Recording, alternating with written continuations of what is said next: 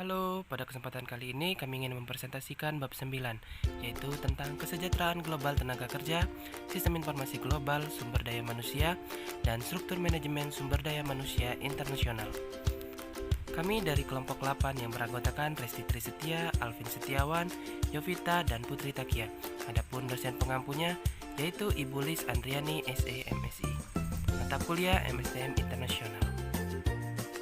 Pada bab ini kita akan membahas yang pertama pekerjaan global yang baik, yang kedua layanan dukungan sumber daya manusia global dan sistem informasi, yang ketiga yaitu struktur sumber daya manusia global. Pekerjaan global yang baik, kesehatan karyawan, kesejahteraan, dan keselamatan adalah topik yang semakin penting bagi MNE untuk alasan berikut. 1. Meningkatkan perhatian pada kesejahteraan karyawan di seluruh dunia.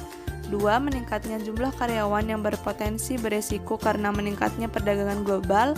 3. Meningkatnya jumlah pekerja di semakin banyak lokasi dalam pekerjaan beresiko di bidang manufaktur, kimia, pertambangan, dan aktivitas terkait seperti transportasi dan konstruksi. Meningkatnya jumlah kantor dan pabrik di semakin banyak lokasi seperti anak perusahaan, pemegang lisensi, usaha patungan, aliansi, dan subkontraktor.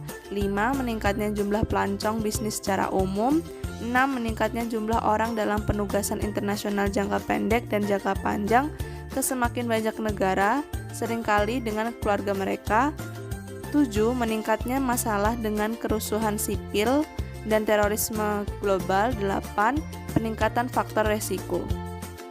Masih pada pekerjaan global yang baik, yang pertama kesehatan dan keselamatan karyawan di seluruh dunia. Di sini yang dibahas itu ada 6.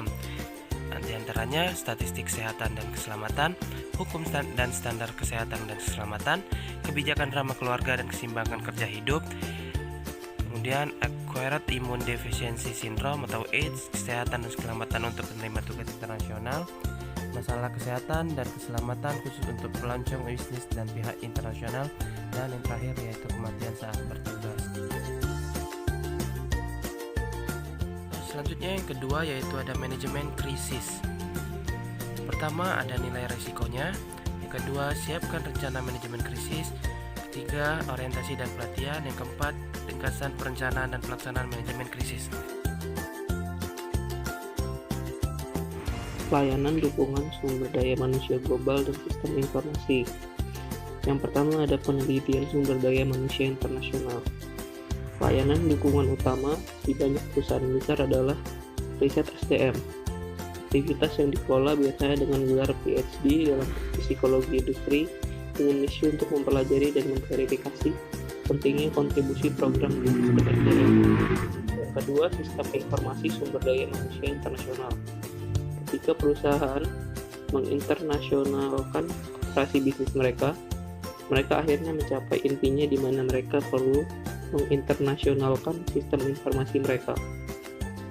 Yang ketiga ada relokasi dan orientasi. Area layanan ini secara tradisional menjadi salah satu yang paling memakan waktu bagi HR. Namun semakin meningkatnya setidaknya M&A yang lebih besar, layanan ini dialihkan ke perusahaan eksternal atau diturunkan ke internal hingga pelayanan bersama terpusat yang berspesialisasi dalam layanan transaksional seperti relokasi. Yang terakhir adalah layanan administratif. Banyak dari layanan dukungan berikut dapat diberikan di tempat lain di perusahaan, tetapi mereka umumnya didelegasikan kepada staf HR.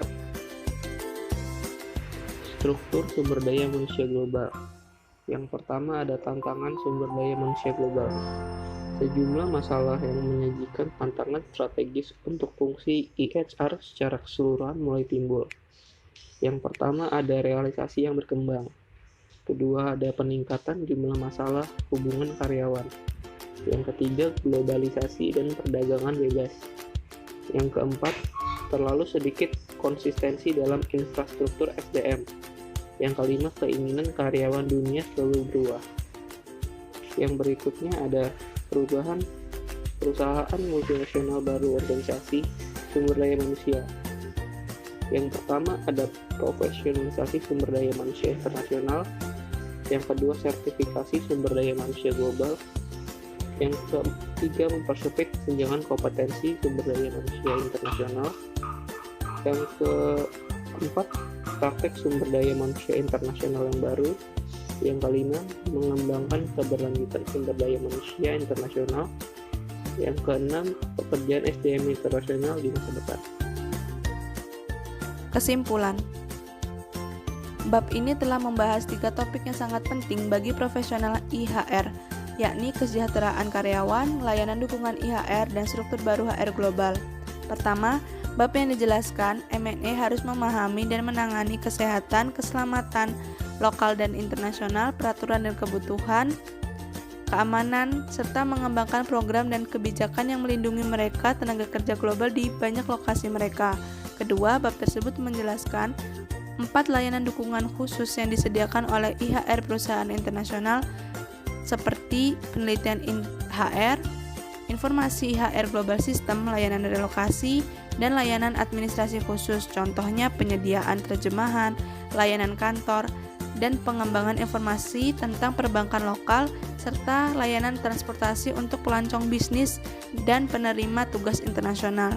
Dan yang ketiga, bab diakhiri dengan deskripsi tentang sifat IHR dalam ekonomi global baru dan bagaimana IHR mendesain ulang dirinya sendiri sebagai tanggapan terhadap tantangan ini. Kompetensi dan struktur organisasi IHR baru dijelaskan.